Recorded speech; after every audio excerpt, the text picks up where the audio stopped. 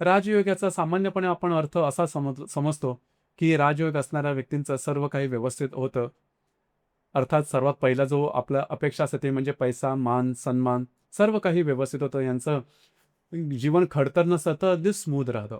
याच्यामध्ये पहिली जी पत्रिका आहे त्या संबंधात सांगायचं झालं, तर ती जी व्यक्ती आहे ती व्यक्ती अभ्यासामध्ये किंवा ज्ञानामध्ये सो होती. फार काही त्यांनी म्हणजे फार काही उच्च शिक्षण झालं नाही. मुक्त विद्यापीठामधून ग्रॅज्युएशन वगैरे केलं. त्यानंतर आई-वडिलांचा हा एकुलता एक मुलगा, वडील सरकारी नोकर. त्यानंतर त्याचा विवाह झाला. विवाह झाल्यानंतर पत्नीशी त्याचा फारसा काळ जमला नाही.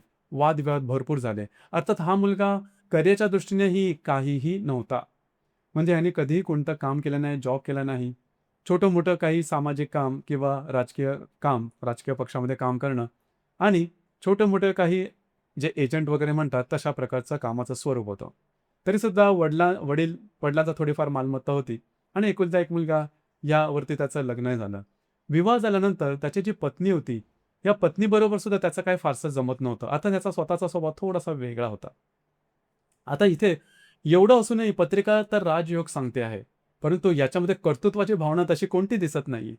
परंतु याच्या पत्रिकेत तो राजयोग फळाला आला. तो कसा? तर आता सांगितलं त्याप्रमाणे त्याची जी पत्नी होती, या पत्नीबरोबर याचं काही फारसं जमत नव्हतं.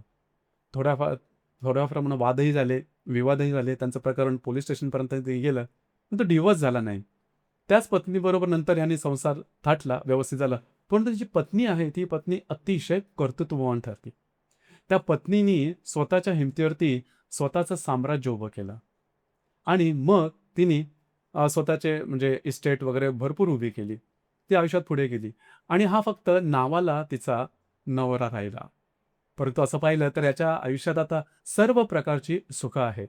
परंतु कर्तृत्वाची भावना जी सूर्याच्या कारकत्वात आतापर्यंत आपण बोलत आलेलो आहोत, ते कर्तृत्व मात्र त्याच्यामध्ये अजिबात नाही. ते कर्तृत्व खरं तर त्याच्या पत्नीचं आहे. परंतु तो स्वतः राजयोग मात्र अनुभवत आहे.